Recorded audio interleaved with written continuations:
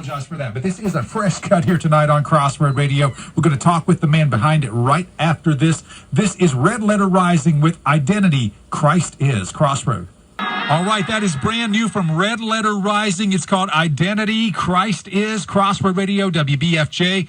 And my name's Dave Bumgarner, and I've got another Dave on the line. His name is David Bean. He is the guy behind Red Letter Rising. Got a couple other guys in the band as well that we're going to talk about. But David's got a testimony to share here tonight on Crossroad and some news about the band. And it's my pleasure to welcome him here to Crossroad right now. David, how you doing, man?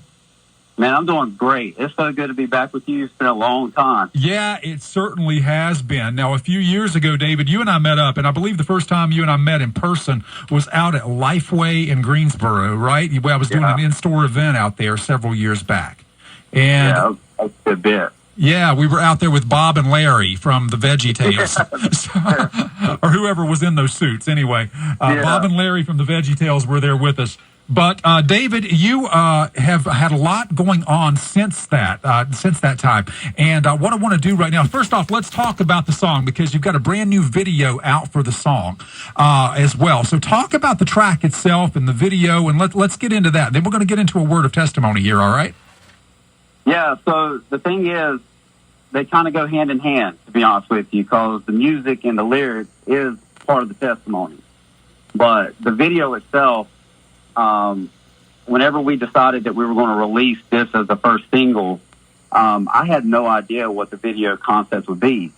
And God just started just pouring this idea, this vision of what it would look like. And so basically the video represents that we all wear masks. Everyone has a mask on, right? And so this person that you're following throughout the video, you're seeing him go through things. Like, he's leaving his house and getting ready just to go about his day normally, and he goes to his job, and then he gets fired. And during that time, this is a traumatic situation, the boss goes and writes useless on his mask. Yeah. And then you see this character that doesn't have a mask on, who represents Jesus, and he's there to wipe that away. But before he can, the character puts on a mask over top of that, says, "I'm okay." Yeah. And you get several scenarios where his wife divorces him. There was a loss of a child, so they go to the cemetery. And each scenario is a case where the person involved is writing this useless, lifeless, hopeless. And so he's at his wit's end. He's done. He's like, I can't take this anymore. You take away a person's identity and their purpose, that's when they sort of lose their will to live. Right. So he's going to end his life. But then he cries out to God one more time, and there's Jesus. And no matter how many times he rejected Jesus being there, Jesus was there with open arms. And so he just falls into him, just drops the gun, falls into his arms, and then when he comes out of that, it's sort of like a little dramatic slow motion effect, his face is revealed, because we were being conformed into the image of his son. Yeah. And when he accepted him, again, Jesus is the one that didn't have the mask on. You saw who he really was throughout the video, and now you get to see who this character really is through his face. Yeah, absolutely, David. It's a fantastic video, and it represents some, a great step for you as far as, from the musical standpoint. Now, just a few years ago, let's be, just to lay it on the line here, you were not in a place where you could do things like this. You actually called me and told me, and you actually came by the studio here at one point to kind of share some words of testimony about what God had done in your life. And it directly involves this show, which is why it's one of these great moments having you on to talk about this.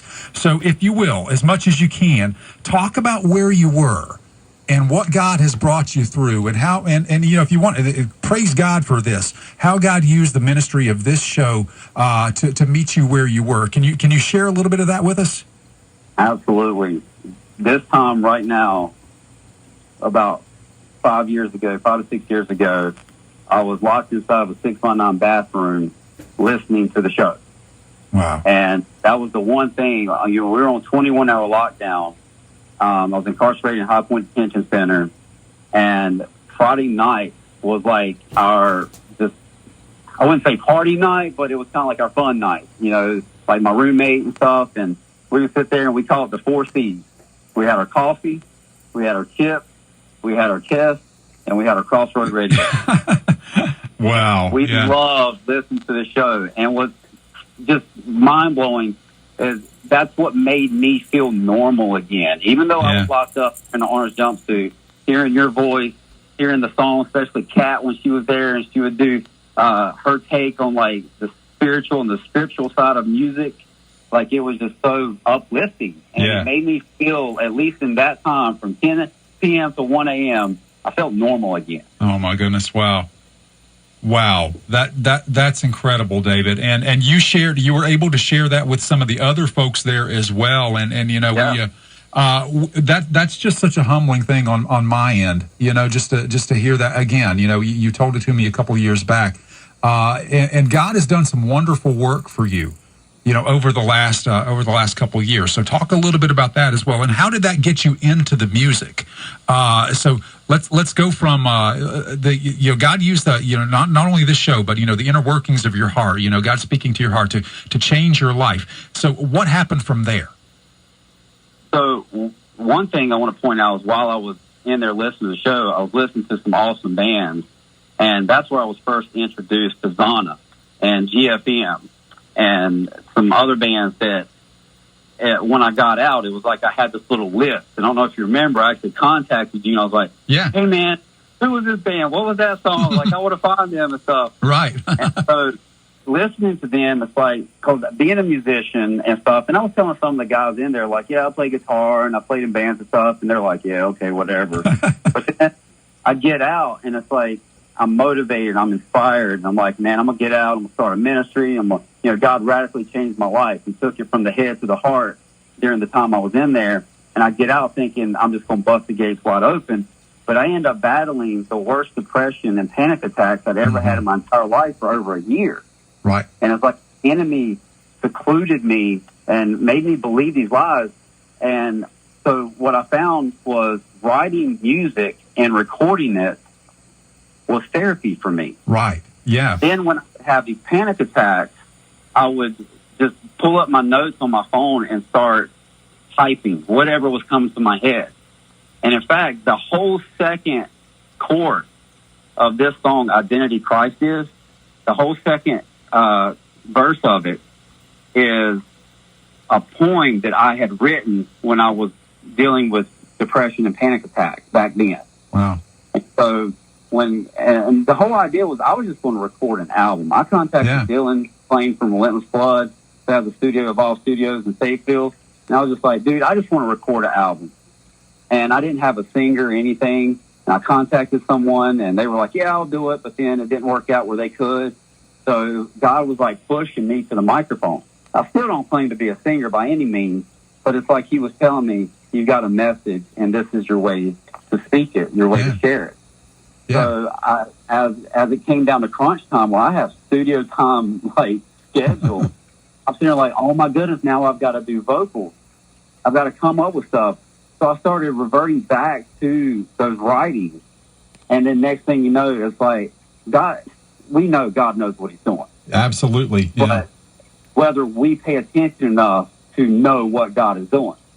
And so I started putting these songs that I, over the past 2 years, had been writing. I was just making little YouTube videos just so I could remember what I was doing. But I went back to those, and it's like, okay, I like this one, this one, this one, and that's what I'm going to record. And then I would go back to those lyrics and those poems and that spoken word, and there was all my lyrics. So during that time of depression and panic attacks, God was preparing me and orchestrating all this together for this very moment right now. Wow. That's just incredible, Dave. I journal too. I'm not as faithful to it as what you were doing, but it does work some healing, and it does work, and it's great to see that what you were doing back then, God took that and brought you to this point. Wow. It doesn't always happen that way. So sometimes you just write things down, but the way that you were able to go back and do that is really, really incredible. And as far as the music goes, you've got some other guys in the band. Who are these other guys that are playing with you right now? So Luke DeMoss is one of my oldest friends from back, like we played in a band back in the Cafe Jam days together. Oh, yeah, Pastor T and Cafe Jam. Yeah. That's been a bit. Yeah. That's been a bit now. So Luke was one of my favorite people to play in a band with. And honestly, I'm going to kind of throw him under the bus a little bit. This process of me writing these songs, I would hit Luke up and I'd be like, hey, man, I need help with this. I don't know what to do here. What should I do? Because I was trying to, talk him into coming and doing something with me. And he would always reply back like, oh, you got this. You got this. And honestly, it kind of frustrated me a little bit. I was like, man, how can I get him involved? Uh-huh. But by him doing that is what pushed me even harder to do it and what allowed it to become what it did. Yeah. So in a sense, I appreciate that. But yeah, so, oh my goodness, when was it? It was probably February, I think, maybe February, March. I hit him up and I was like, hey man, I need at least a guitar player and a drummer. Because originally I was thinking I was going to be able to play a festival come August. I was like, well, I need other musicians.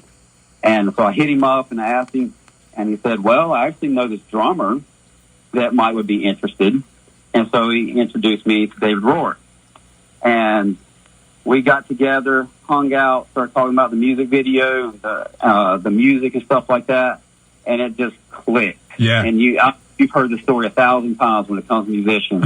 It has to click, right? Right. Yeah. It doesn't click, it's not going to work. And it just clicked. Our personalities clicked. Taste in music clicked. Just the camaraderie that we have clicked. And so now I have two awesome dudes to come along this journey with me. Yeah.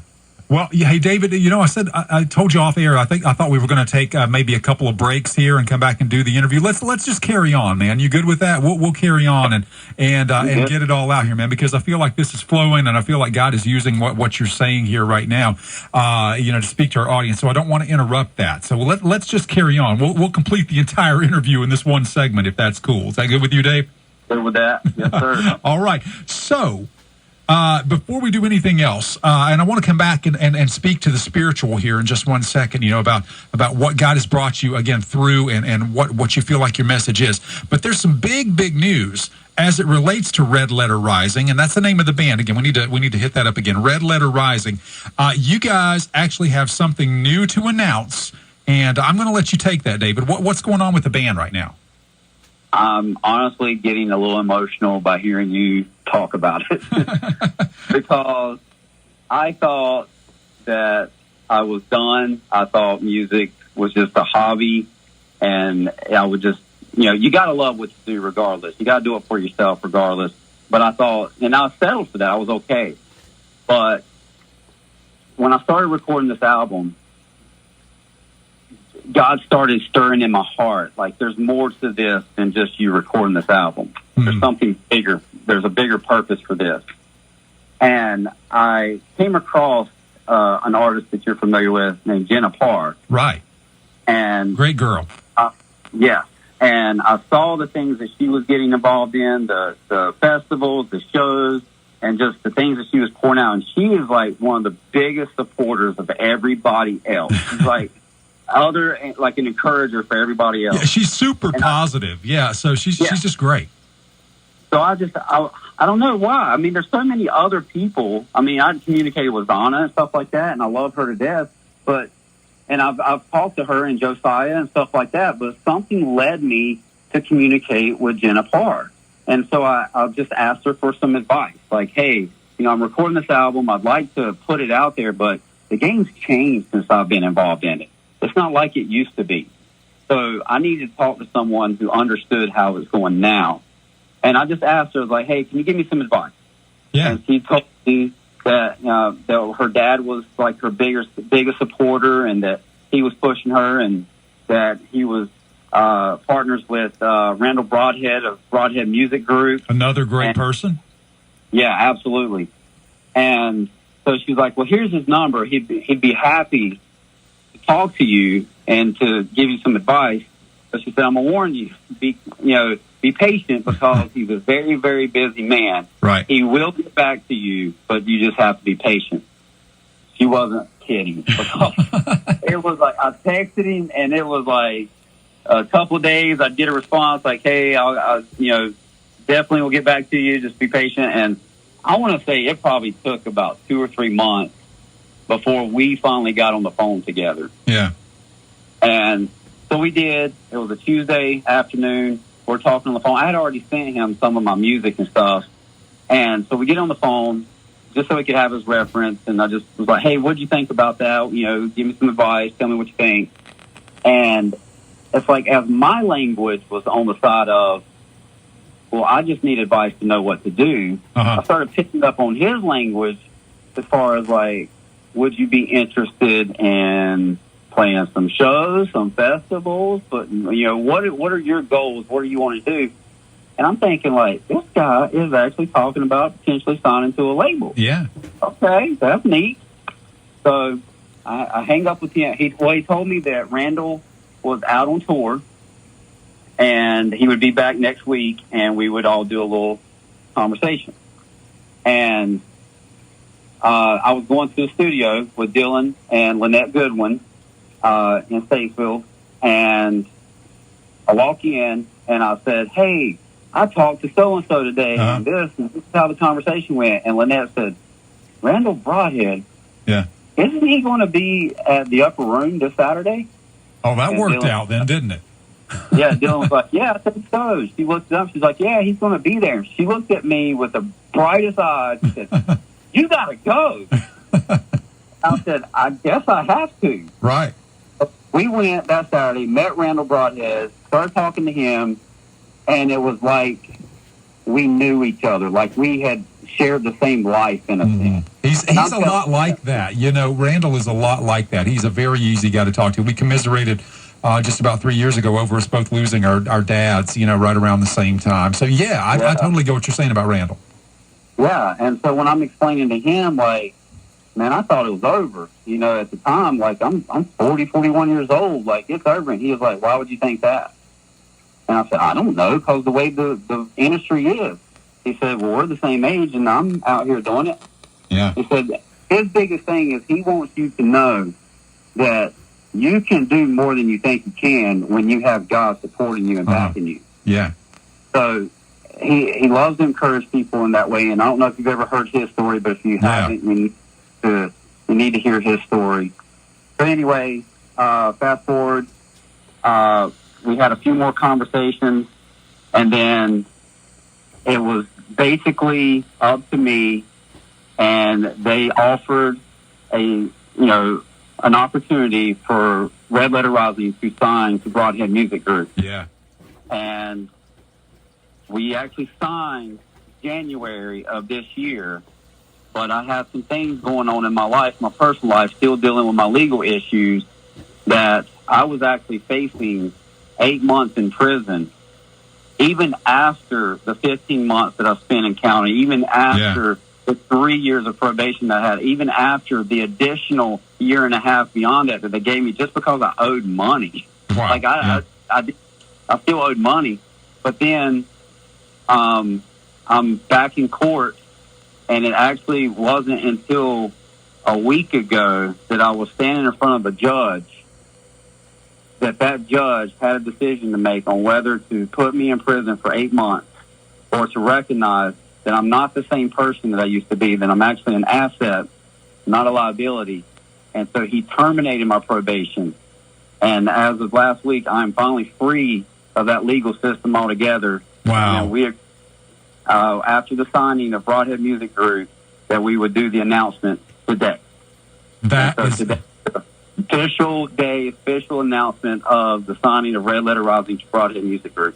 Oh, man, that's incredible. And to have it here tonight on this show, everything coming full circle for you, David. The band's Red Letter Rising, Broadhead Music Group. And just so everybody knows, that Randall's band is We Are Vessel. You mentioned that in the conversation.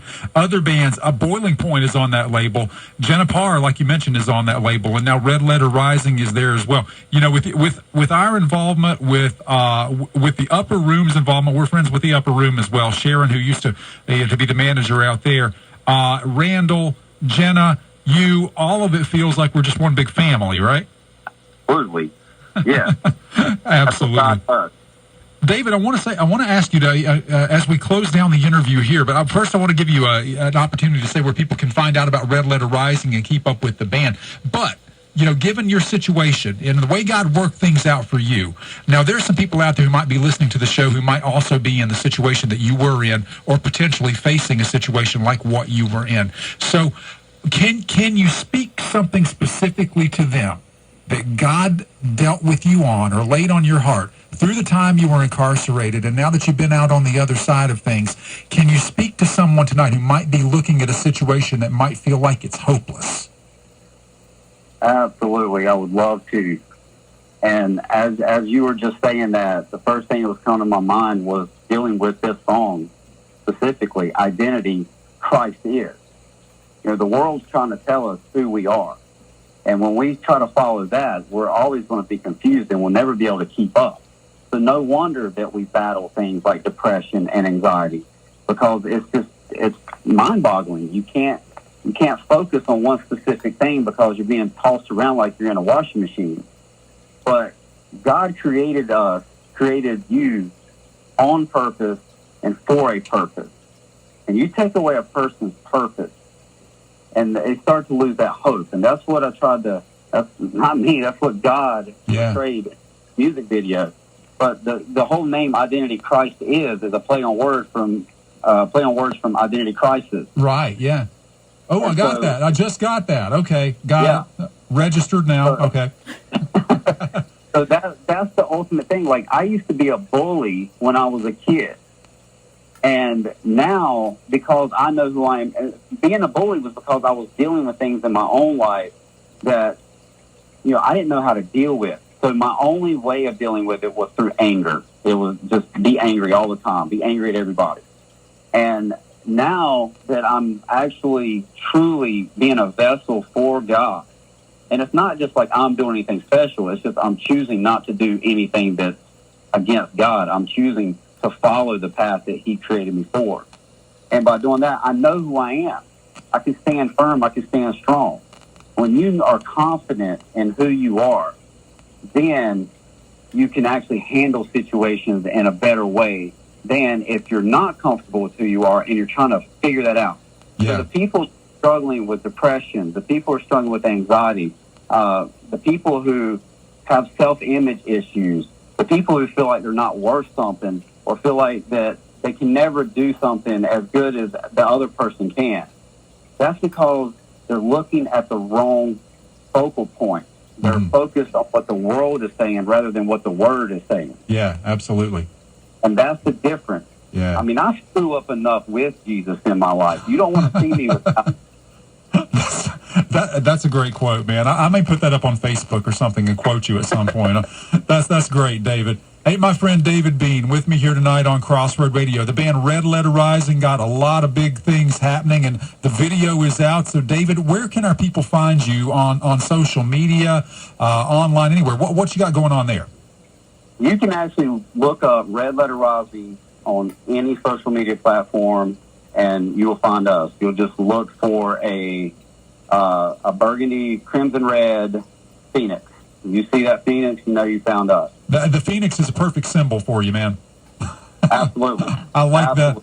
And actually, they're advertising you on the Broadhead Music Group page now too. So you're up there. So. And redletterrising.com as well. Redletterrising.com. David, man, it's a blessing to have you on Crossroad tonight, man. Let's do it again. I know it took a while to get you on, but we'll definitely do it again. And we'll get you in the studio since you are somewhat local next time, all right? We're going to be out of this whole COVID thing and just really be able to do things a little bit more regularly. But next time, how about you come in the studio, all right? I would love to. That'd be so cool. All right. My friend, David Bean. David, my honor to have you on Crossroad Radio tonight, friend. Thank you so much. God bless you. All right, let's